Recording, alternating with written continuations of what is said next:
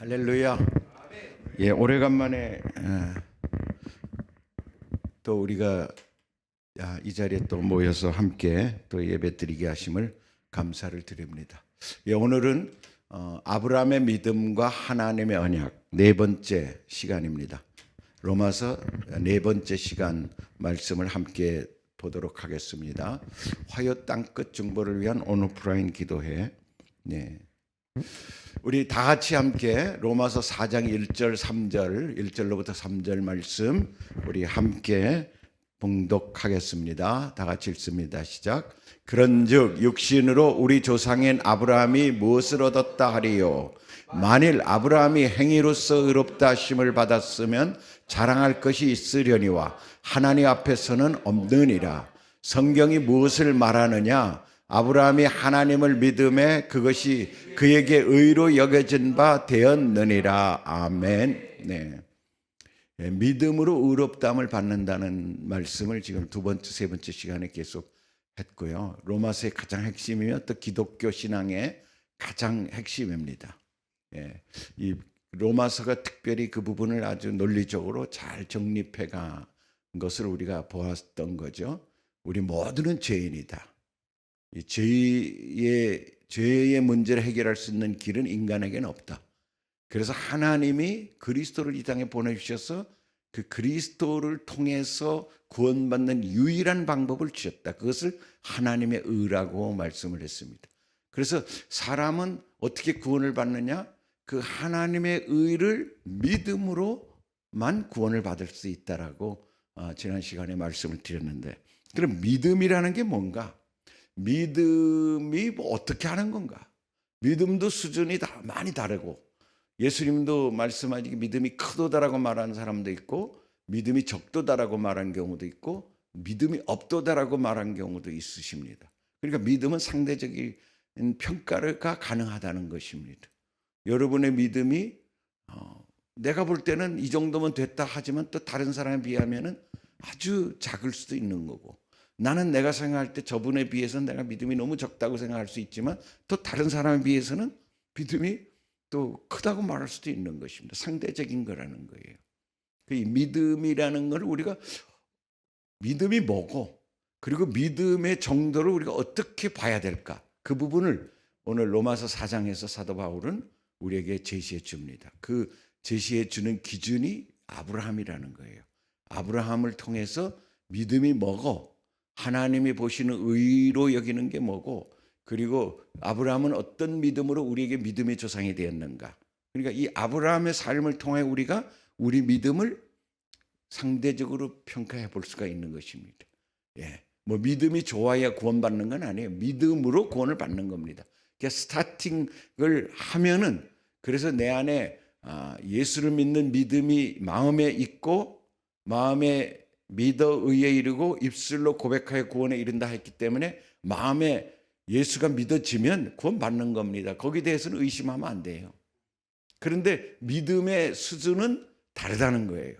근데 그러면 구원받으면 됐지 무슨 믿음이 또 더 잘할 필요가 있느냐? 그것이 성경에서 우리에게 보여주고 있는 놀라운 일들인 것입니다. 성경 전체가 어떤 면에서 보면 예수 믿어야 되고, 그 예수 믿는 믿음을 성장시켜야 된다는 이야기라고 말할 수가 있는 겁니다. 그런 면에서 오늘 말씀은 아주 우리에게 중요한 점들을 가르쳐주고 있습니다. 이 믿음으로 의롭다함을 받는다 하니까, 이 바울이 그런 이야기를 하니까 유대인들이 볼 때에는 좀 평소에 듣던 얘기하고 완전 달라요. 구약에서는 행위를 통해서 이 구원이 이루어지는 것 같이 들은 거예요. 그런데 믿음으로만 구원받는다라 그러니까 완전히 다르죠.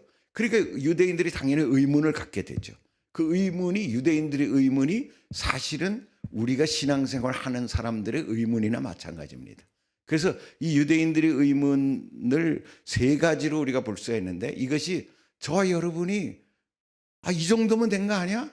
아니, 목사님이 요구하는 건 너무 수준이 높아요. 이런 사람들이 있을 수 있죠. 그리고 아니, 목사님 맨날 저 얘기만 해. 아니, 좀 신앙생활 하는 게 우리가 좀 수준이 달라져야 되는데 맨날 저런 얘기만 해. 다 성립될 수 있다는 얘기예요. 그러면 우리가 그거를 우리가 볼 수 있는 건 바울의 주장에 대한 유대인들의 의문점들을 우리가 살펴보면 알 수 있어요. 그것이 이제 4장에서 바울이 해석하는 방법들입니다. 세 가지가 있는데 이건 이제 의문들이에요. 첫 번째는 그럼 구약 성경에서 유대인들은 구약 성경을 믿었잖아요. 구약에서 말하는 우리 조상들의 구원의 방법은 뭔가? 그러면 바울 선생이 이야기하기를 믿음으로 구원받는다고 말하는데 믿음으로 의에 이른다고 말하는데 그럼 우리 조상들은 실패한 건가? 우리 수많은 조상들이 그러면 왜 구약 성경이 있는 거고 구약 성경에서 살아왔던 그 수많은 조상들은 그럼 믿음에서 구원받은 거야 못 받은 거야? 이런 질문을 할 수 있겠죠. 그게 첫 번째예요. 거기에 대해서 좀 더 구체적으로 그들의 말로 표현하면 설마 바울이 아브라함이나 다윗 같은 우리 조상들이 구원받지 못했다고 말하지는 않겠지? 이런 말이에요. 그래서 우리 조상들 구약에 있는 아브라함, 다윗 이런 조상들이 구원 못 받은 거란 말이야? 아니 예수 있기 전에 있었던 사람들이니까 이런 질문이 당연히 들겠죠. 두 번째로는 유대인들이 이런 생각을 하는 겁니다. 우리 조상들이 하나님의 백성이라고 행하는 할례는 무슨 의미가 있는가? 할례를 지금 다 이스라엘 사람들은 유대인들은 할례를 무조건 다 받아요. 태어난 지 8일 만에 남자는 할례를 다 받습니다. 그러니까 이런 말이에요. 민족의 조상인 아브라함 때부터 할례를 받아왔는데 할례가 유익하지 않다는 거예요. 사도 바울은 지금. 할례는 구원의 조건이 되지 않는다는 거예요. 아니 이 사람들은 지금 우리가 할례를 받는 것은 하나님 백성이기 때문에 받는 거라고 생각하는데 관계가 없다는 거예요. 그럼 뭐야 할례는 왜 받으라는 거야? 라고 질문할 수밖에 없는 거죠. 행위, 즉 행위가 구원과 어떤 관계가 있는가에 대한 질문인 것입니다. 세 번째는 그렇다면 율법을 지키는 것이 잘못된 것인가? 사도 바울 얘기를 잘 들어보면 믿음만 중요하지 율법 지키는 거는 별로 중요하지 않은 것 같아. 그러면 왜 율법은 두셨을까? 성경에 보면은 구약 성경을 우리가 율법 조항으로 보면 하라 하지 말라가 있는데 그 전체 합계가 613가지예요. 하라는 249가지, 하지 말라 365가지. 그래서 이렇게 되어 있는데 율법을 지키는 것으로 구원받지 못한다면 이 많은 것들을 우리가 도대체 왜 지켜야 한단 말이야? 라고 질문할 수 있는 거죠. 여기서 하지 마라가 365예요. 365가지. 그러니까 613가지를 우리가 잘 모를 때에도 하지 말라가 더 많다는 걸 알아야 돼. 성경은 하지 말라가 더 많아요. 그래서 우리가 이거는 몇 가지는 지켰는데 이것도 하지 말라 저것도 하지 말라 하는 걸 보면서 우리가 이제 거기서 이제 지쳐버리는 거예요. 구약 사람들이 그래 지친 거야. 너무 많아. 또 하라는 것도 많아. 사랑하라. 사랑하라. 그게 어떻게 평가하는 거예요? 사랑 안 하면 죄라는 거예요. 그게 이 말이 안 되는 거야. 잘 지키려고 보니까 말이 안 되는 거예요. 이제 그런 것들을 왜 지켜야 되지 그럼? 헷갈리는 거예요 도로. 그러니까 여러분 우리가 처음 예수 믿을 때에는 교회를 가서 처음 예수 믿을 때에는 목사님이 예수 믿었으니 구원받았습니다. 박수 딱 쳐주고 뭐 꽃다발도 주고 꽃다발까지는 안 주더라도 꽃 한 송이는 주잖아요. 그래도 꽃 한 송이 주고 뭐 주위 사람들이 축하해요 막 그래서 그때는 못 모르고 뭘 축하하지 다 아무것도 바뀐 게 없는데 이렇게 생각하고 돌아오는데 다른 사람들은 너무너무 축하한다는 얘기예요. 마치 어린아이가 출생했을 때 어린아이는 아무것도 몰라도 부모나 이웃들이 막 너무너무 축하하잖아요.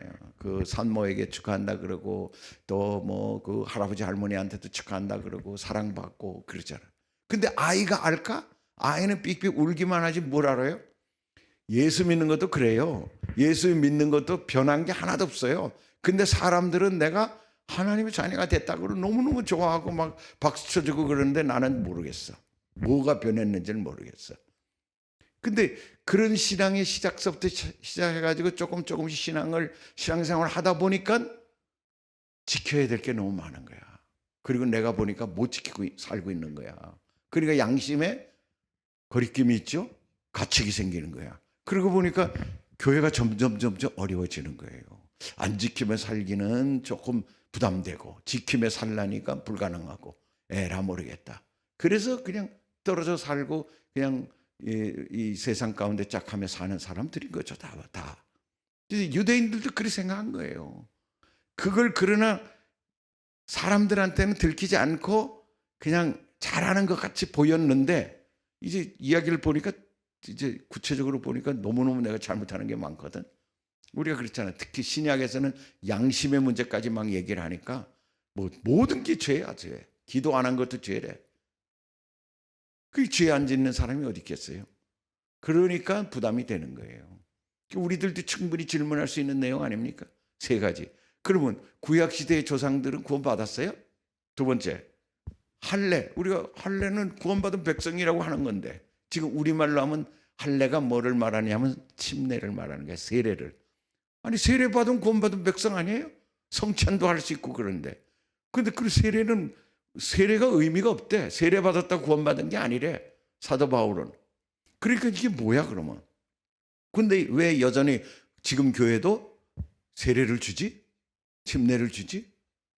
그다음에 율법은 교회 가면은 이것저것 많이 배우고 이렇게 하라 저렇게 하라 해서 마음을 찔리는 얘기를 많이 하는데 그게 구원과 관계없다는 건 왜 우리가 지켜야 되는 거야?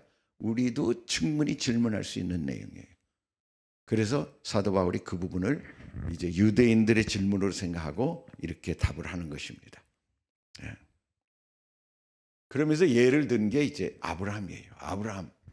예. 바울은 유대인들의 의문을 논박하기 위해서 유대인들의 조상인 아브라함에 관한 내용을 인용합니다. 여러분 한번 물어보겠습니까? 아브라함은 율법에 속했어요? 율법에 속하지 않았어요? 우리 예준이 한번 속했어? 율법에 속했어? 우리 집사님 어떻게 생각하세요? 속하진 않았지.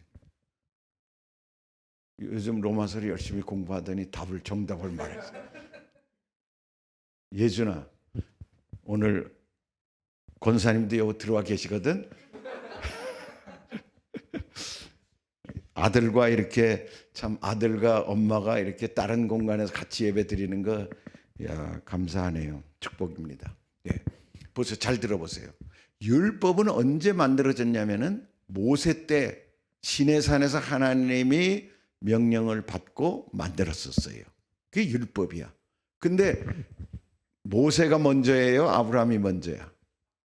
아브라함이 먼저야. 그러니까 아브라함 이후에 430년 이후에 모세가 율법을 제정한 거예요. 하나님으로부터 받은 거야.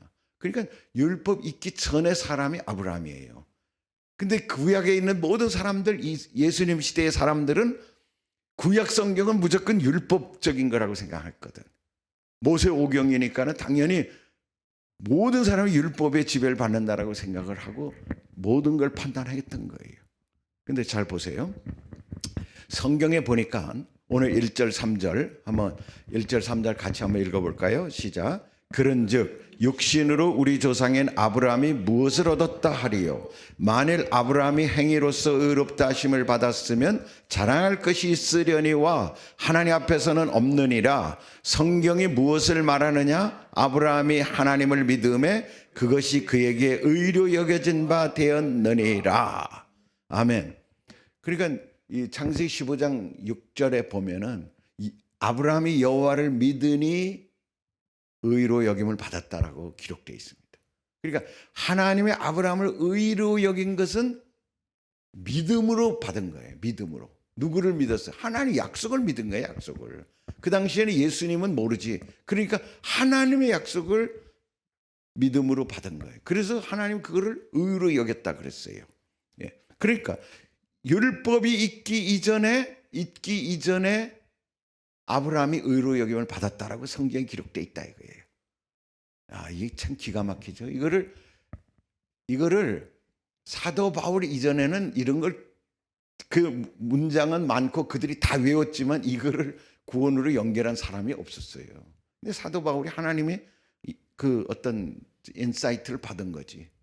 신적 계시를 받은 거지. 그리고 분명히 성경에 써 있지 않냐? 아브라함이 의로움을 받은 거 아니냐? 근데 언제 받았어요? 창세기 15장 6절에 받은 거예요. 그런데 보니까 여기서 의로 여겨졌다 그랬죠? 의로 여겨지다는 말은 누가 의롭다고 지정했다는 거 아닙니까? 그게 지난번에도 제가 계속 강조한 거예요. 수동태라는 거야. 의로 여김을 받는 거지 의로워지는 게 아니라는 거예요. 그러니까 의로 여기는 거는 사람의 행위가 될 수 없다는 거야. 의로 여겨진다. 누구에 의해서? by whom? 누구에 의해서 의로 여김을 받는 거예요. 그러면 누구에 의해서 받을까? 하나님만이 의롭다고 말할 수가 있어요. 그래서 모든 의로 여기는 주체는 하나님이라 그랬죠. 하나님이라. 이걸 알아야 돼요. 하나님이에요. 그런데 하나님이 의롭다고 모든 사람들을 의롭다고 얘기하는 건 아니야. 어떤 조건이 있어. 그 조건이 뭐냐면 믿는 자를 의롭다고 여기는 거야. 그래서 의의 양면성이라고 그랬지 않습니까? 아브라함의 믿음과 하나님께 의롭다 하다가 동시에 강조된다는 거죠. 그래서 이 의의 양면성이 있다는 거예요. 그러니까 인간은 스스로가 의로워질 수 있는 길이 없어요. 스스로는 누구도 자기를 의롭게, 아무리 돈을 이재용 회장이 돈을 수조 원을 10조를 갖다가 바쳐도 구원을 받을 수 없어요. 그 구원을 받을 수 없어요. 그게 여러분에게 복음인 겁니다. 여러분 10조커녕 1조도 없잖아. 아니 1조 이상 있어야만 구원받는다 그러면 한국에 몇 명 받겠지. 몇 명, 단지 몇 명. 1조가 아니라 1억 이상 교회에다 갖다 내면 구원받는다 그러면은 쉽지 않을걸. 쉽지 않을 거예요. 그런 걸로 구원받는다는 말이 없잖아요. 뭐로? 오직 믿음으로. 이게 그래서 복음이라는 거야. 복음이라는 거예요. 그래서 여기서 항상 의로 여겨진다는 말이 나올 때에는 믿음과 동시에 나온다는 걸 알아야 돼요. 그래서 이렇게 손을 붙잡는 거나 똑같아. 손을 붙잡는 거 똑같은데 제가 이제 그런 얘기를 누차 했지만은 이렇게 손을 붙잡으면 사람들이 오해를 해요. 무슨 오해를 하냐면 그럼 내가 어떤 때 믿음이 내가 죄를 져가지고 교회를 떠났어. 그러면 하나님 구원이 이루어지지 않은가? 이렇게 생각할 수 있다는 얘기야. 이렇게. 그래서 사람들이 헷갈리는 거야.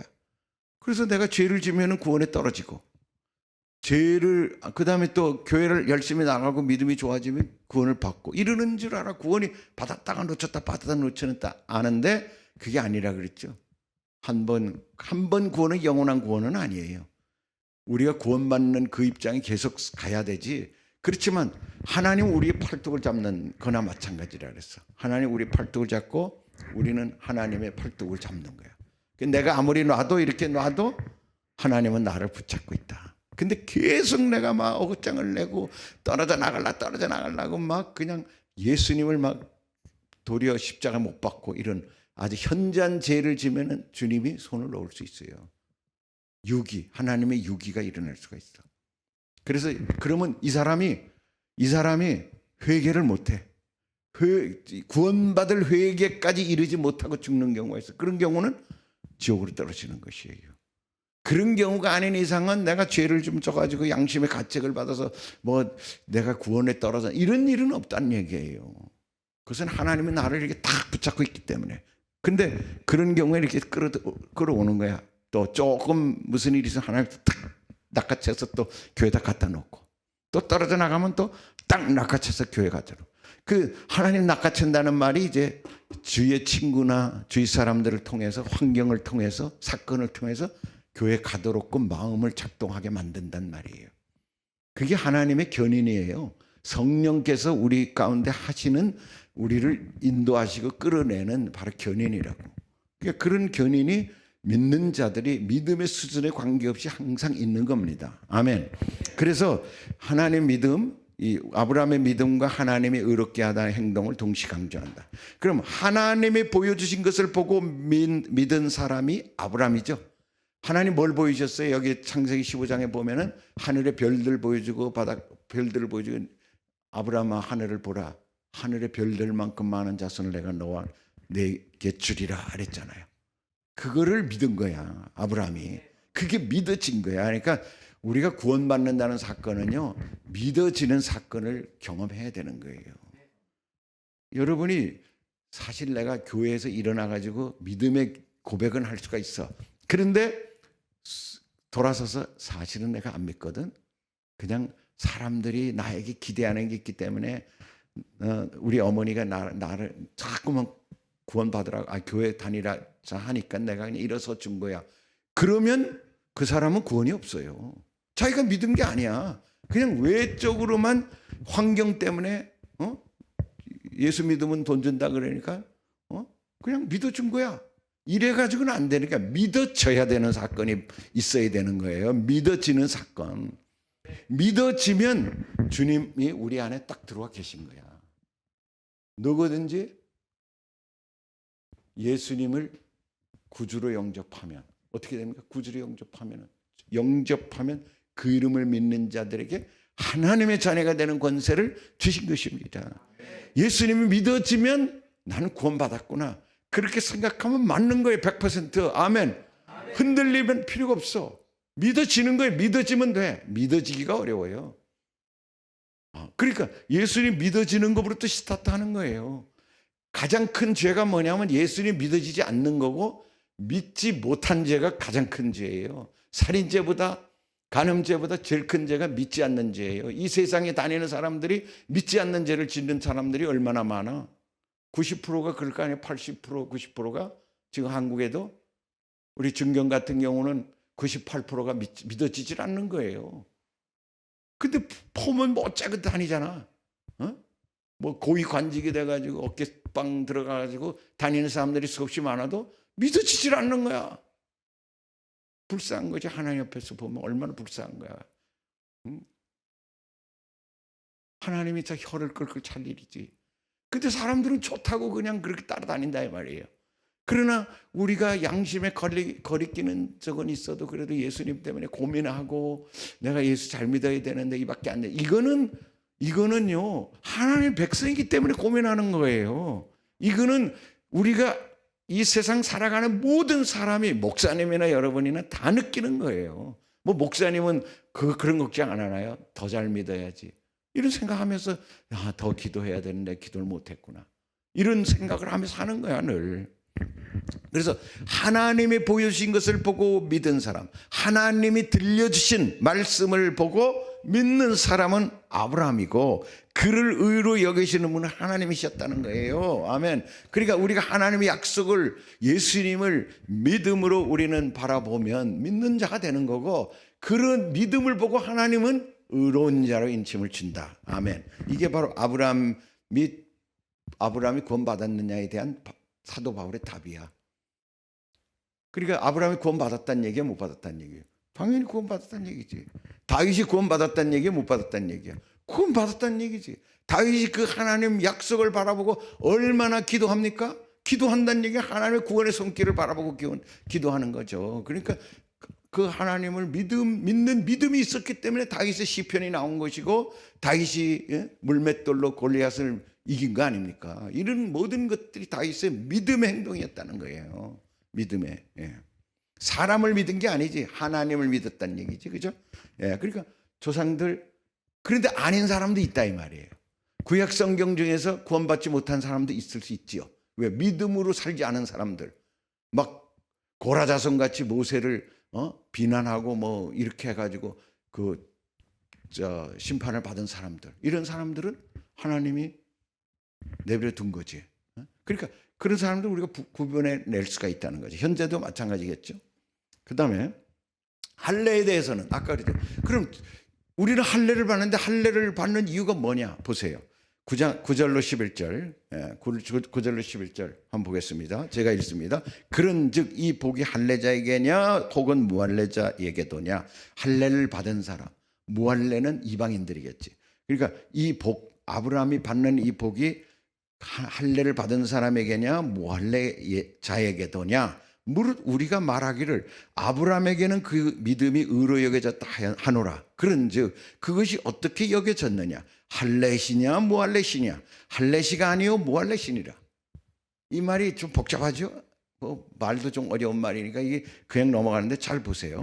그럼 아브라함이 그 창세기 15장 6절에서 믿음으로 의로움을 받았다고 했어요. 그렇지? 근데 할례는 언제 일어났지? 할례는 17장에서 할례가 일어나는 거다. 할례의 명령을 하고 아브라함과 이스마엘과 온 가족들이 다 할례를 받아요. 17장이야. 15장과 17장 사이의 시간이 14년이 지난 뒤에요. 75세 때, 그 다음에 99세 때야. 16장은 86세 때고, 그러니까 15장이 있은 뒤로부터는 수십 년이 지난 다음이에요. 수십 년이 지난 다음이야. 그래서 보세요. 아브라함이 의롭다함을 받은 내용은 창세기 15장에 나오고, 아브라함이 할례를 받은 사건이 창세기 17장, 아브라함이 99세 때 일인데 여기 14년은 아니네. 14년은 16장 이후에 14년이니까 이거는 제가 잘못 쓴 것 같네요. 어쨌든 10몇 년이 지난 이후에요. 분명히. 그러면 아브라함이 할례를 받은 거는 믿음으로 의롭다함을 받은 후에 10몇 년, 최소한 20년이 지난 다음에 받은 거예요. 그러면 할례가 구원의 조건이 됩니까? 구원이 할례의 증표가 됩니까? 할례가 구원의 증표가 됩니까? 할례가 구원의 증표였다 이 말이에요. 증표라. 그러니까 할례 받아서 구원받는 게 아니라는 얘기야. 구원받은 백성이 되었기 때문에 할례를 한 거예요. 아멘. 그럼 똑같은 말이야. 지금 세례, 침례. 우리가 침례를 받은 게 침례를 받아서 구원에 이르는 거예요? 구원받았기 때문에 침례를 받는 거예요? 구원받았기 때문에 침례를 받는 거지. 침례는 뭐냐? 이거는 공동체에게 고백하는 거야. 하나님 백성이라는 거를. 그러니까 우리가 세례를 그 세례의 조건이 자기 죄를 고백하는 거잖아요.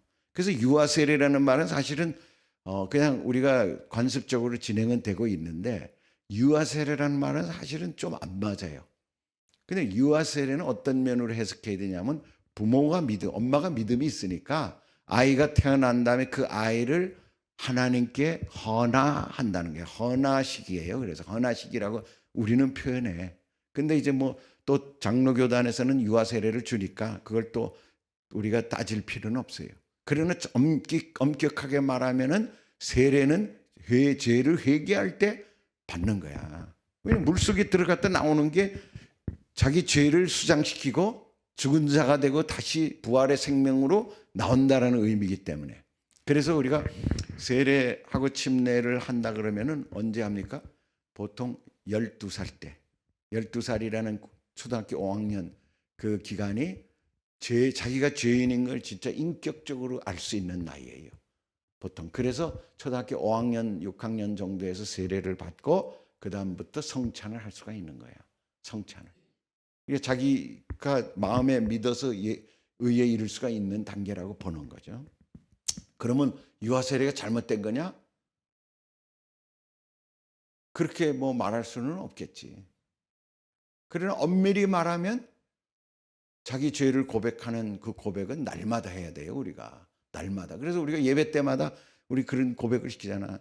여러분, 오늘 새로운 분이 있던 없던 여러분 가슴에 손을 쥐고 저를 따라하세요. 그럼 목사님이 따라하라 그랬잖아. 저는 죄인입니다. 어디서 와서 왜 삶이 어디로 가는지 알지 못하고 살았습니다. 오늘 말씀을 듣고 저는 내가 죄인인 것과 우리 주님이 나의 구주가 됨을 고백합니다. 이제 내가 예수님을 구주로 고백하오니 하나님 자녀 삼아 주심을 감사를 드립니다. 이런 기도를 하게 하잖아요. 그리고 기도 끝난 다음에 예수 그리스도 이름으로 기도합니다 하고 박수 다 쳐주고 구원 받았습니다.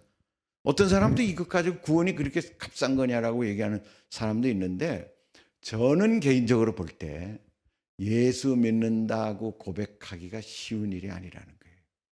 이것이 뭐 진짜 거짓말로 그렇게 하는 사람도 있다는 얘기야. 있긴 있을 수 있지만 진심으로 내가 예수 믿고 싶고 예수 믿는다라고 말하기가 쉽지 않아요. 왜냐하면 그런 고백이 나오질 않습니다. 제 경험을 보면 그렇더라고. 아무리 친구가 전도를 해도 예수 믿는다고만 하면 저 친구가 좋아할 것 같은데 그 말을 못 하겠는 거야. 내가 안 믿는데 어떻게 믿는다고 고백하겠어요. 그래서 제가 고등학교 때 사실은 친구 따라서 교회 가가지고 결신을 했어요. 제가 일어서서. 그때는 뭐 예수를 알아서가 아니야. 그냥 일어나라 그러니까 다 일어나는 줄 알고 일어났고, 뭐 처음 온 줄로 알고 그냥 한 거야 나는. 근데 실질적으로 내가 인격적으로 주님을 고백한 거는 33살 됐을 때예요. 그러니까 16살 때부터 33살까지의 그 한 16년 기간은 나도 몰라. 하나님이 볼 때는 그때 고등학교 때 일어선 거를 구원의 사건으로 볼지 나는 모르겠어요. 근데 내가 볼 땐 그 고백을 했어도 예수가 내 안에 하나도 안 들어왔어. 전혀 없었어요. 근데 33살에 예수 믿을 때도 예수님이 들어온 건 아니야. 내가 볼 때는. 잘 모르겠어. 그냥 이제부터 내가 믿자라고 한 거예요. 근데 그 믿자라고 한 것도 너무 귀하더라 이 말이에요. 저는. 그거를 내가 인격적으로 예수님이 살아계심을 알았다는 얘기가 아니에요. 그 살아계신 하나님이라는 걸 내가 느낀 거는 오살리 기도원에서 그로부터 1년 반 후에 기도할 때 성령을 받은 다음이에요. 그래서 성령을 받고 나니까 회개가 터지더라 이 말이에요. 그 회개가 뭐냐면 내가 죄인이라는 걸 깨달은 거예요. 그때 처음으로 내가 너무너무 큰 죄인이었다. 내 친구들이 이렇게 전도를 했는데 내가 그 친구들 말을 안 듣고 진짜 이렇게 살아계신 하나님을 믿지 않았다라는 걸 깨달은 것입니다. 그러니까 우리는 그러니까 결신하는 때가 있고 입술로만 고백하는 결신하는 때가 있고 인격적으로 그분을 받아들인 때가 있고 또 인격적으로 만난 때가 있다는 거예요. 이런 것이 성경에 다 나와요. 그러니까 우리는 그런 과정을 앞서거니 뒤서거니 우리는 경험하게 되는 것입니다. 이왕이면 다 경험해야 되는 것입니다. 아멘. 특히 마지막에 주님을 인격적으로 만나서 그분이 항상 살아계신 분이라는 것이 고백돼야 돼요. 오늘 여기 들어오신 분들은 그런 고백이 다 되겠지. 그러니까 진짜 화요일날 오후에 여기에 들어온 거 아니겠어요? 네. 그런데 그 내용이에요. 지금 그러니까 아브라함은 할례를 보면 여기서 무할례시냐 할례시가 아니요 무할례시니라. 그가 할례의 표를 받은 것은 무할례시의 믿음으로 된 의를 도장 찍은 것이니 이는 무할례자로서 믿는 모든 자의 조상이 되어 그들도 의로 여기심을 얻게 하려 하심이라. 그러니까 무할례 때 믿었어요. 그래서 의로운 자가 됐어. 그러면 왜 이런 사건이 필요하냐? 그래서 무할례 때 유대인이 아닌 사람들도 믿음으로 구원받는다는 사실을 믿게 하려는 하나님의 계획이었어요. 이게 하나님이 얼마나 놀라우신 분인지 몰라니까. 하나님은 이방인들이 예수를 믿어 구원받는다는 것을 아시고 그렇게 될 줄로 아시고 그러면 유대인들이 반박할 건 무슨 얘기야? 할례를 받아야 구원받지 라고 할 것도 아시고 아브라함을 미리 무할례 시에 할례를 받기 전에 구원을 시켜놓은 거예요. 그리고 딱 사도 바울을 통해서 들이미시는 거야. 그전엔 누구도 그걸 깨닫지 못했다니까. 성경에 써 있어도 그게 무슨 말인지 몰랐다는 얘기예요. 근데 이 사도 바울은 하나님의 계시를 통해서 이걸 깨달았다는 거예요. 그러니까 할례는 아브라함이 의롭다움을 받은 사람이라는 걸 확인하는 의식이다. 이런 말입니다. 그 다음에 세 번째, 아까 얘기했죠. 그러면 아브라함의 상속자가 되는 것은 율법으로 되는 거냐 아니면 믿음으로 되는 거냐. 우리가 하나님의 아들이라 그러는데 이게 율법을 관여하는 게 하나도 없는가 여기에? 이래서 질문이 나올 수 있다는 얘기예요. 거기에 대해서 13절 같이 읽습니다. 시작. 아브라함이나 그 후손에게 세상의 상속자가 되리라고 하신 언약은 율법으로 말미암은 것이 아니요 오직 믿음의 의로 말미암은 것이니라. 아멘. 그러니까 율법의 상속자,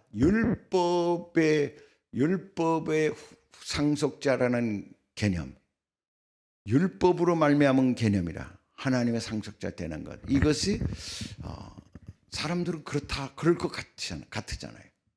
지금도 설교를 잘 들어보면 그런 식으로 설교하는 경우가 많아요. 그래서 헷갈리는 거야. 이걸 지켜서 복을 받는다. 이걸 지켜야 구원받는다. 이렇게까지 가는 겁니다. 그렇게까지는 안 해도 가만히 얘기를 들어보면 설교를 들으면서 뭔가 두려움이 생긴다. 두려움이 생기는 설교는요, 그거는 율법적인 설교이기 때문에 두려움이 생기는 거예요. 우리가 해방이 된다는 것은 자유의 율법. 그러니까 자유의 율법이라는 말이 나와요. 그 자유의 율법은 뭐냐면 율법을 우리가 지키되 복음이 자유의 율법인 것입니다. 복음을 알면 알수록 우리는 율법을 지키며 살게 되어 있어요. 그래서 자유의 율법인 거야. 근데 율법을 지켜야 뭐가 되는 것처럼 이야기하는 경우가 있을 수 있다는 거예요. 그래서 제가 로마서를 강조하는 이유는 이게 안 되면 평생 고생하다가 구원해도 그냥 부평초처럼 이리 휩쓸리고 저리 휩쓸리고 이리 쫓아다니고 저리 쫓아다니고 하는 거예요. 믿음의 뿌리를 못 내리는 것이에요. 왜냐하면 흔들리게 만들기 때문에. 어떤 사람은 믿음은 구원받는다. 구원파는 아예 그냥 한 극단을 취해가지고 믿음은 구원받는 거야. 그 다음에 예배 드릴 필요도 없어. 회개할 필요도 없어. 이렇게 말하는 사람이 있고, 그건 또 한쪽으로만 한 번 구원은 영원한 구원이다 해가지고 그쪽만 강조하는 대로. 어떤 사람은 그렇지 않아. 우린 율법을 지켜야 돼. 그래서 점진적으로 구원받는 거라고 얘기하는 사람도 있다 이 말이에요. 둘 다 극단적이야. 그런 성경 부분이 있어요. 그러나 둘 다 치우쳐 있다 이 말이에요. 우리는 어떻게? 구원을 내가 받았다는 사실과 마땅히 내가 합당한 구원에 이르는 자로 살아야 된다는 것을 동시에 우리는 갖고, 부족하면 부족한 대로 하나님께 나와서 더 나아지려고 우리는 애쓰는, 이게 이 애쓰는 노력이 필요한 거죠. 그런 면에서 율법인 것입니다. 율법으로 구원받는 게 아니라 구원받았기 때문에 율법을 지켜야 되는 삶, 순서가 바뀐 거예요. 할렐루야. 여러분, 이게 얼마나 우리를 자유케 합니까? 이게 자유케 하는 거예요. 제가 이제 코로나 때 한국 들어왔더니 제가 로마서 책을 냈잖아요. 그래가지고 어느 교회에서 설교를 했더니 그 교회에 이제 내가 나를 소개하는데 옛날 노원성전에서 있었던 노원성전 신앙생활을 했다는 얘기를 이제 소개하셨어요, 목사님이. 그러니까 그 얘기를 이제 그때 노원성전에서 이쪽으로 옮긴 분이 있었어요. 그분이 듣고 자기 친구 노원성전에 있었던 친구를 한테 전화를 한 거야. 그래 보니까 날 알아, 그분이. 그래가지고 그분이 그 노원성전의 친구가 나하고 옛날에 아주 친해서 같이 교사를 했기 때문에 그 전화 와가지고 막 율법 전화하고 반갑다 그러면서 가만히 얘기 들어보니까 뭐 얘기가 좀 이상해져. 그 얘기가 뭐 바로 가만 들어보니까 뭐냐면 사람들이, 그러니까 내가 주의 종이 이제 늦게 됐잖아요. 그때는 이제 이분은 총무였고 나는 그냥 선생이었어. 그러니까 수준이 아주 높았던 분이야. 성경을 얼마나 많이 읽는지 몰라. 근데 그분이 이제 신학을 한 것 같아. 신학을 했어. 내가 이제 선교사 나가 있는 동안에 신학을 해가지고 이제 나한테 이제 얘기를 하는데 무슨 얘기냐면은 지금 한국 목사님들이 한국 교회가 잘못 가르치고 있다는 거예요. 그 뭘 잘못 가르치고 있냐고 그랬더니 행동을 안 한다는 거야. 한국 교회가 다 썩었다는 거야. 이런 얘기를 하는 거야. 가만히 들어보니까 지금 사람들이 그렇게 살지 못하고 있다는 거야. 그래놓고 무슨 구원받았다고 말하느냐. 이런 복음 전하면 안 된다 라는 얘기예요. 그 내가 아니 선생님 잘못했어요 선생님이. 그 자리에서 내가 딱 얘기했지. 그랬더니 깜짝 놀라더라고. 초면에 아주 오래간만에 수십 년 만에 전화 통화했는데 잘못했다 그러니까. 그래서 깜짝 놀라서 아니 내가 그래서 얘기했지. 이리 해가지고 우리 믿음으로 구원받는 거야. 믿음으로 구원받고 그 다음에 그 믿음으로 구원받은 삶이 너무나 감사하고 기쁘기에 우리는 그렇게 살려고 하는 거야. 그렇게 살아야 되는 거고, 살다 보면 못 살 수 있지. 그럼 다시 회개하고 주님 앞에 나오면 되는 거야. 그것이 우리의 구원을 막는 일이 될 수가 없어. 그럼 얼마나 부자연스러워. 당신이 이야기하는 걸 사람들이 들으면 다 불안해할 거야. 어떻게 복음이 불안을 주겠어. 그렇게 하면 안 되지. 내가 그리고 그대로 탁 이제 얘기했더니 그 다음에 전화가 안 오더라고. 전화도 안 오고 나하고 통화가 안 했죠. 이렇게 그럴 수 있다는 얘기예요. 너무 열심히 신앙생활 하는 사람 중에 그런 죄를 범하는 사람들이 있다는 얘기예요. 이 뿌리를, 믿음의 뿌리를 깊게 내리지 못하고 있기 때문에 그래요. 그래서 여러분, 율법 이전에 믿음으로 구원받았다. 율법은 그 구원받은 사람에게 갈 길을 밝히 인도하신 안내서다. 그 안내대로 못했을 때 죄를 지면 어떻게 하느냐? 죄로 발견돼서 그러면 제사 지내면 된다. 그래서 제사법을 준 거예요. 그런데 사람들은 형식적으로 돼버리니까 하나님이 이건 뭐 제사를 드리는 게 형식이 돼버리니까 그 다음에 어떻게 하십니까? 이제 그냥 침묵기를 지나서 하나님이 예수님을 보내주신 거죠. 그래서 구원의 모습을 우리에게 전해준 것입니다. 믿으시면 아멘. 예. 14절 만일 율법에 속한 자들이 상속자이면 믿음은 헛것이 되고 약속은 파기되었느니. 그러니까 저와 여러분이 영적인 복을 받고 뭐 환경적인 복을 받고 이런 모든 구약의 약속들이 율법을 지켜야 받는 것이라 그러면 믿음은 헛것이 된다 이 말이야. 믿음은 약속은 파기되었잖아요. 그러니까 그게 아니라 뭔 말이에요? 그러므로 상속자가 되는 그것이 은혜에 속하기 위하여 믿음으로 되나니 이는 그 약속을 그 모든 후손에게 굳게 하려 하심이라. 율법에 속한 자에게 뿐만 아니라 아브라함의 믿음에 속한 자에게도 그러하니 아브라함은 우리 모든 사람의 조상이라. 아멘. 여러분 이게 다 이해되기를 바랍니다. 아멘. 예준아 오늘 이렇게 너무너무 중요한 날 왔어. 예준아 이게 목사님이 얘기한 게 이해가 되지? 그러니까 너 오늘 보통 복이 아니야. 네가 전체를 늦게 뭐 실수하고 뭘 해서 늦게 왔지만 하나님은 우리 예준이를 사랑하셔서 이 복음의 메시지를 듣게 하고자 하나님이 예준이를 늦게 오게 한 거야. 할렐루야. 우리 박명덕 권사님 우리 예준이를 하나님이 이렇게 사랑하시는 거예요 지금. 응? 이 복음을 꼭 들어야 되기 때문에 이 자리에 오늘 10시에 약속했는데 2시에 왔거든. 근데 그것은 하나님의 계획이야. 하나님의 섭리 가운데 부른 거기 때문에 너무 감사한 거예요. 하나님은 이렇게 사랑하는 것입니다. 예. 그러면 보세요. 아브라함은 행위나 할례나 율법으로 의롭다함을 받고 상속자가 된 것이 아니라는 거예요.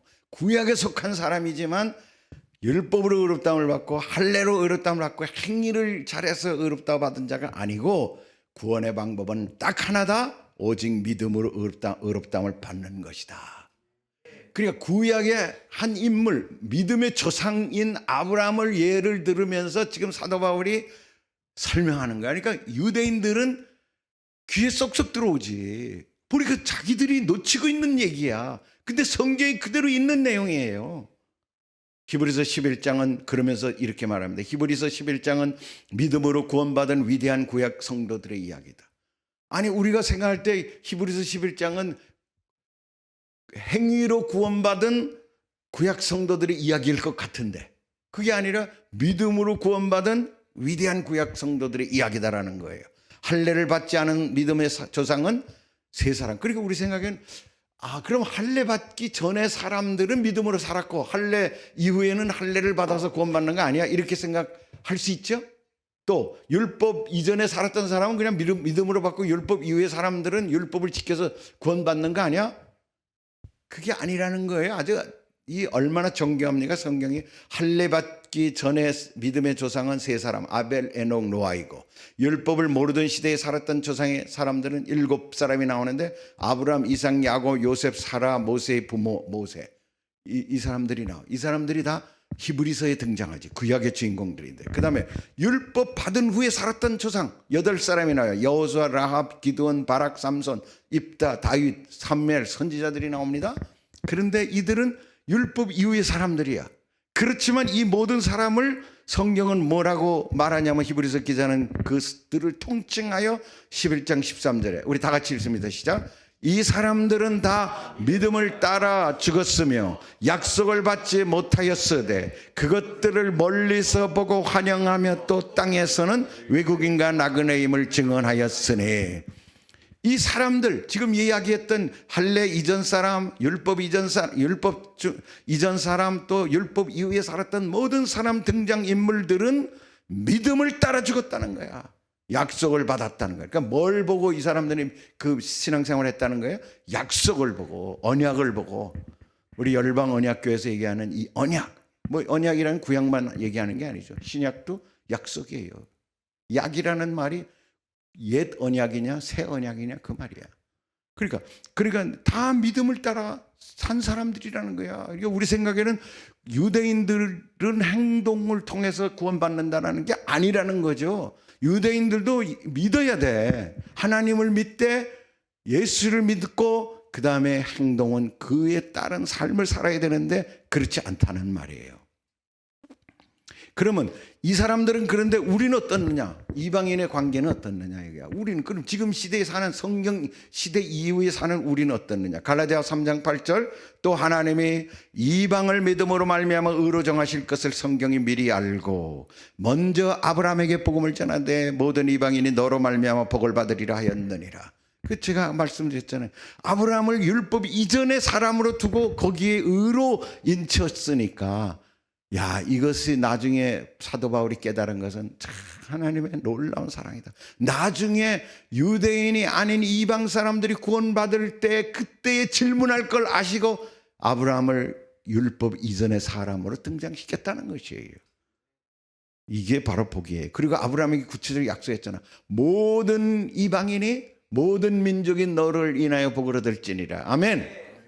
모든 민족이 바로 너를 인하여 복을 얻을지니라. 아브라함을 인하여 아브라함의 영적 소위 말하면 후계자들이 된다는 얘기지요.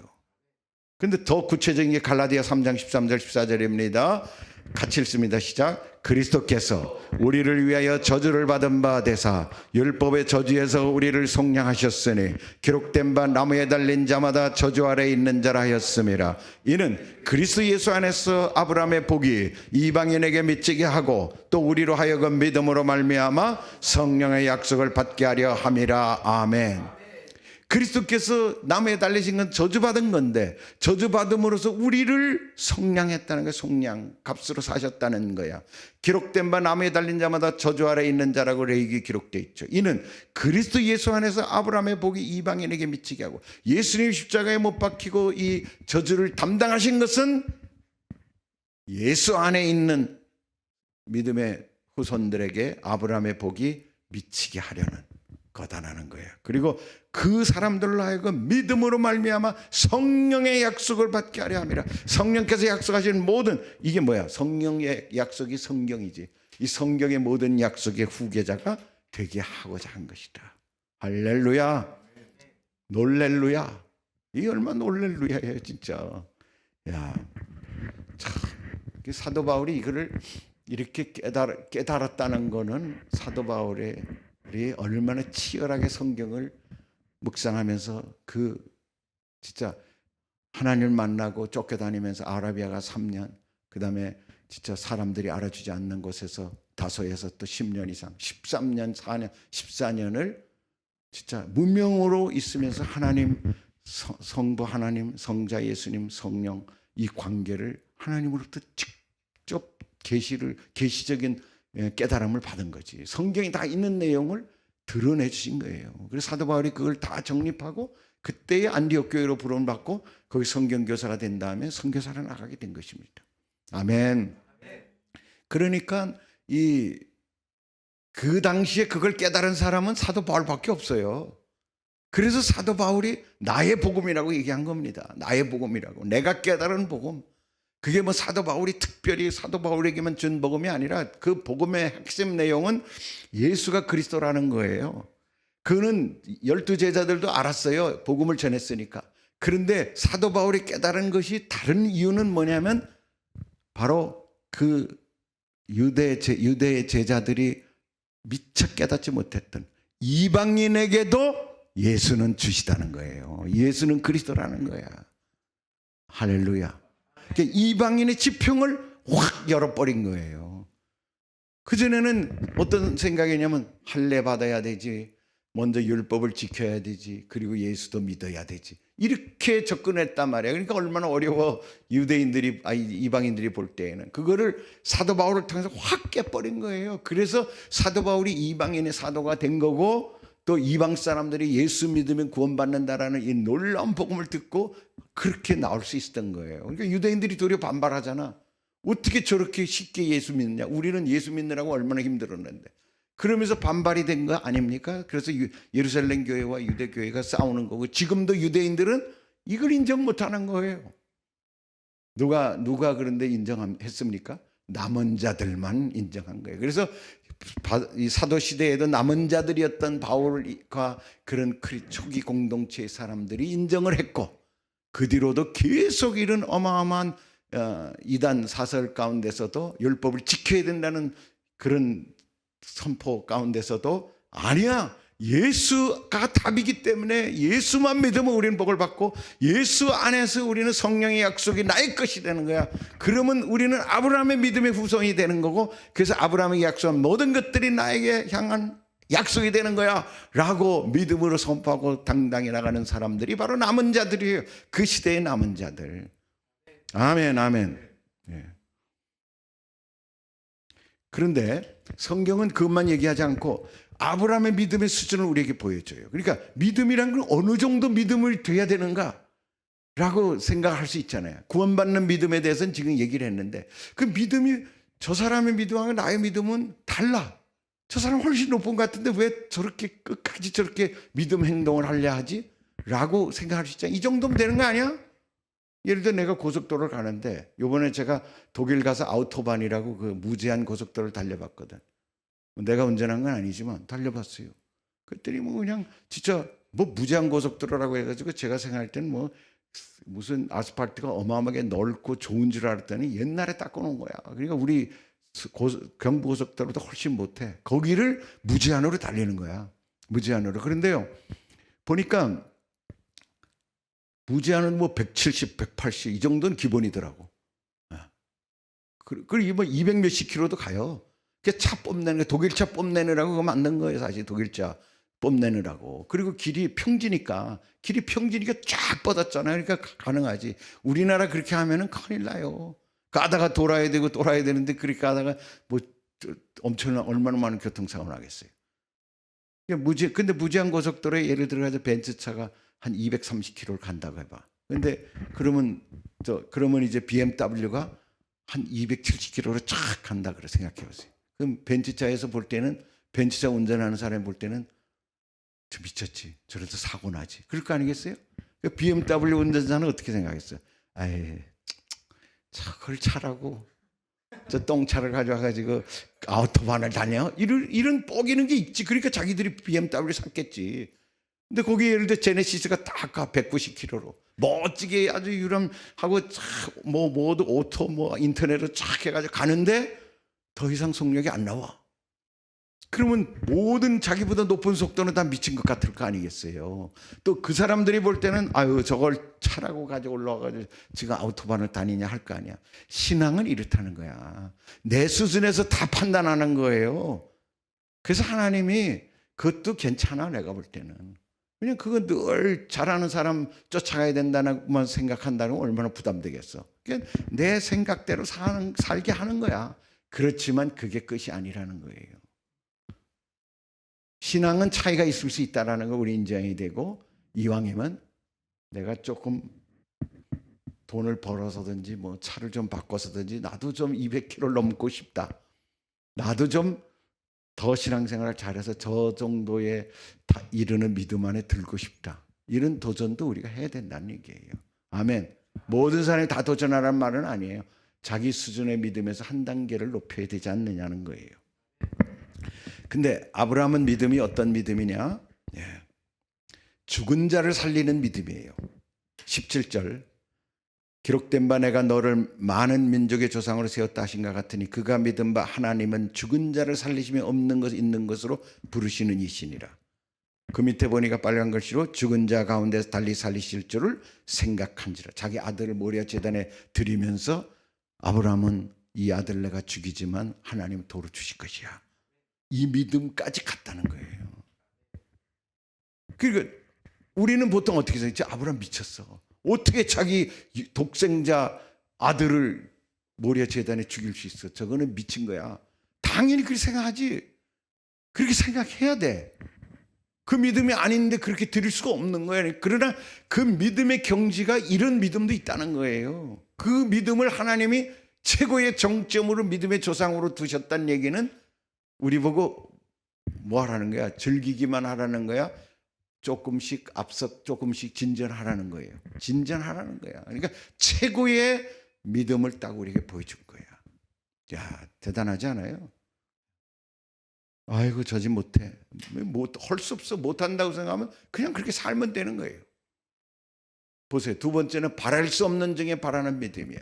이게 뭐냐? 18절에 아브라함이 바랄 수 없는 중에 바라고 믿었으니 이는 내 후손이 이같으리라 하신 말씀대로 많은 민족의 조상이 되리라 하심이라 그랬어요. 바랄 수 없는 중에 바라고 믿었으니, 그 내용이 지금 19절부터 21절에는 백세가 되어 자기 몸이 죽은 것 같고 살아있다가 죽은 것 같음을 알고도 믿음이 약해지지 아니하고, 아내가 지금 임신을 못해. 임신은 바이올로지컬이, 이 생물학적으로 임신이 안 되는 상태인 걸 알면서도 믿음이 약해지지 않았어요. 이 어마어마한 믿음 아닙니까? 과학 세계를 초월하는 믿음. 이 믿음이 있다는 거예요. 이 믿음에 하나님은 응답하셨다는 얘기야. 아브라함에게 이 믿음을 주셨다는 얘기는, 그리고 우리에게 이 믿음을 보여주셨다는 얘기는 이 믿음을 구경만 하라는 거예요. 너희도 도전해보라는 얘기예요. 도전하라는 얘기지. 그렇다고 모든 사람이 그 위치에 있지 못할 걸 알아요. 그렇다고 그 사람 구원에 떨어뜨리냐? 그건 아니야. 그러나 우리가 이 땅에 살면서 내가 주는 믿음의 능력과 믿음의 역량대로 도전해서 더 큰 믿음의 사람이 되라는 도전이라고 볼 수가 있다는 얘기예요. 이걸 못했다고 구원 못 받는 게 아니라는 얘기예요. 그러니까 너무 불편해하진 마. 불편할 건 없지만 도전하는 믿음을 가져. 특히 우리 예전이 같이 이런 어린 나이에 이런 메시지를 들었다는 얘기는 앞으로 살 날이 앞으로 80년은 될 거 아니야. 더. 그 80년 동안 완전히 아브라함의 믿음으로 가도록 하나님 지금 미리 20대에 뽑아가지고 이 자리에 앉힌 거야 지금. 할렐루야. 뭐 우리 저 권사님은, 박 권사님은 이미 60대가 되셨나? 그러니까 그 정도 50대인 거지 이제. 아유, 뭐 아직 50년은 더 살아야 되니까 바이올로지컬리, 생물학적으로는 임신이 안 돼도 더 이상 얘기하면 안 되겠네. 믿음 포기하지 마세요. 어떤 애들 영적인 아들을 낳으세요. 영적인 아들을 그곳에서. 할렐루야. 그러니까 22절에 그러므로 그것이 그에게 의로 여겨졌느니, 여기서 그것은 뭐냐면 백세의 아들을 낳을 것을 믿되 전혀 믿음이 약하지 아니한 것. 그것이 믿음이라는 거예요. 왜? 하나님이 약속했잖아요. 내가 너에게 아들을 주리라. 그랬더니 아브라함이 아브라함을 통해 준다고 아브라함을 통해 주는 거지 사라를 통해 준다고까지는 하지 않았느냐라고 또 자기들 꾀를 냈는데, 하나님 그것도 아니야. 명년 이맘때에 내가 내 아내 사라를 통해서 줄 것이다. 그대로 백세의 아들을 주셨잖아요. 그게 의로 여겨졌다는 거예요. 우리의 믿음은 23, 25절에 그에게 의로 여겨졌다 기록된 것은 아브라함만 위한 것이 아니요 의로 여기심을 받을 우리도, 저와 여러분도 위함이니. 보세요. 곧 예수 우리 주를 죽은 자 가운데 살리신 이를 믿는 자니라. 예수가 우리가 범죄한 것 때문에 내줌이 되고 또한 우리를 의롭다 하시기 위하여 살아나셨느니라. 그러니까 우리를 위하여 아브라함을 예로 주셨다는 거야. 그럴 때 율법 이전에 주셨다는 거야. 그리고 아브라함으로 하여금 어마어마한 경지를 이미 아우토반을 깔아서 믿음의 아우토반에서 최고로 달릴 수 있도록 그렇게 만들어 놓으셨다는 거야. 그리고 후손들이 그거를 따라가도록 하나님이 설계하셨다는 거지. 우리 하나님의 경륜은 상상할 수 없는 위치죠. 응? 지금은 여러분 지금 무슨 도로야? 서울에서 부산까지 2시간이면 간다며. 그것도 KTX인가요? 2시간 반이면 서울에서 부산까지 가요. 저 KTX보다 더 빠른 건가 같아. 그게 앞으로는 1시간 이내에 간다는 거잖아요. 1시간 이내에. 400km. 중국에는 이미 300km 넘는 게 있잖아요. 중국에는.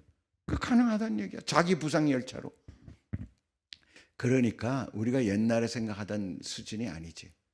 근데 하나님은 지금 우리 다 상상하지도 못하는 선까지 미리 딱 성경에 기록해 놓고 그 후손들에게 때에 따라 믿음에 따라 도전하라고 주신다는 거예요. 그러니까 태양을 멈춘 사람도 있고, 할렐루야. 그러니까 그런 믿음을 보고 태양을 멈춰서 세운 사람도 있고, 홍해를 가른 사람도 있고, 또 요단강을 건넌 사람도 있고, 여리성을 무너뜨린 사람도 있는 거예요. 그러면 그 시대 2000년 전에 했는데 우리는 왜 못하겠느냐. 지금도 그런 믿음이 가능하다는 거지. 그거는 저와 여러분에게 예수 그리스도를 믿는 자녀에게는 다 열려있는 약속이 약속. 그 약속을 믿으면 내 믿음대로 될지어다. 네, 그렇게 하는 거예요. 결론적으로 정리해보면 이렇습니다. 아브라함의 믿음과 하나님의 언약에 대해서 말씀드렸는데, 바울의 주장에 대한 바울의 주장이 너무나 그 당시에 사람들이 생각할 때는 황당하기도 하고 이해가 안 되니까 거기에 대해서 반론을 제기했는데, 그것을 우리에게 하나하나 제시하면서 답을 하는 겁니다. 아브라함은 믿음으로 구원 얻었다. 또 의롭다움을 받고 난 후에 할례를 받았다. 또 아브라함은 믿음으로 상속자가 되었다. 아브라함도 믿음으로, 구약시대의 사람들도 믿음으로, 그 다음에 신약시대 사람들도 믿음으로, 성령시대 사람들도 믿음으로. 그 행동은 뭐냐? 그게 너무너무 감사해서 행동하는 거예요. 그러니까 중요한 거는 이 복음을 깊게 이해하는 사람만이 높은 산에 올라가는 거예요. 복음을 간단하게 치부하면 그냥 동산밖에 못 올라가. 계곡이 깊어야 산이 높아지는 것처럼. 그래서 제가 생각할 때, 야, 이 복음을 깊게 이해를 해야 되겠구나.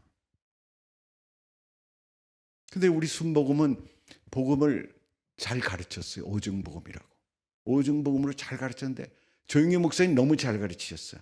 그래서 그냥 우리가 외우면 되는 줄 알았어요. 그래서 외우기만 한 거야.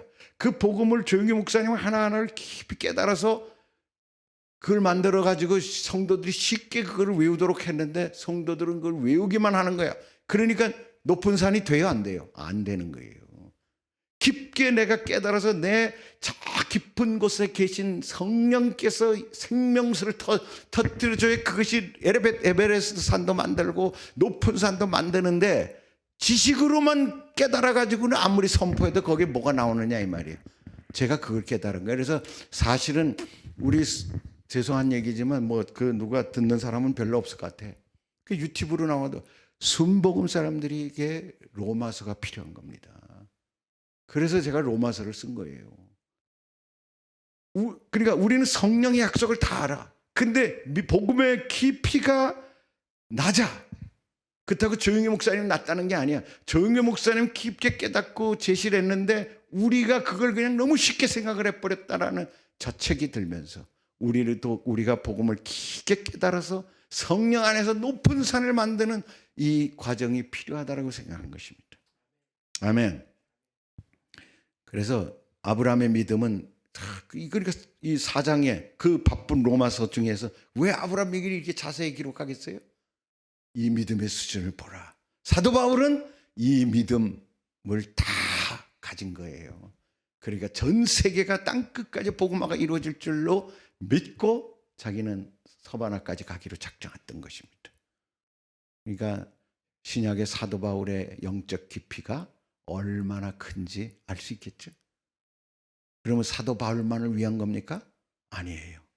저와 여러분도 도전하면, 여러분이 학력이 중요한 게 아니고, 여러분이 외모가 중요한 게 아니고, 여러분의 돈이 중요한 게 아니고, 여러분의 무슨 부모가 어떻고 아무런 중요한 게 아니야. 그런 건 다 변수가 되지를 못해. 오로지 변수는 여러분의 믿음으로 붙잡는 복음의 깊이에 있는 거예요. 이 복음의 깊이 있게 그 복음으로부터 끌어올리는 생수가 터져야 산이 높아지는 것입니다. 아멘. 우리가 이 도전을 할 수 있는 저와 여러분이 먼저 되시길 바랍니다. 그래서 우리 믿음이 크게 커져야 땅끝을 우리에게 맡기지, 그냥 땅끝 가자 그런다고 갑니까? 이 믿음을 가진 사람에게 하나님의 돈을 줘야 그 사람에게 부여하신 하나님의 축복이 온 세상 땅끝을 구원하는 데 쓰임받는 것이에요. 아멘. 이런 사람이 대통령이 되고 이런 사람이 기업가가 돼야 그 기업을 통하여 하나님 땅끝까지 영광을 돌리는 거예요. 그러니까 복음의 깊이와 하늘 높은 성령의 산을 만든 사람이 이 세상을 기여할 수 있는 거고, 세상을 하나님 마음이 시원케 하는 그런 위치로 이끌어갈 수 있다고 믿습니다. 하나님이 저와 여러분을 그렇게 만드시기를, 또 여러분 자녀들을 그렇게 만들 수 있기를 예수 이름으로 축원합니다.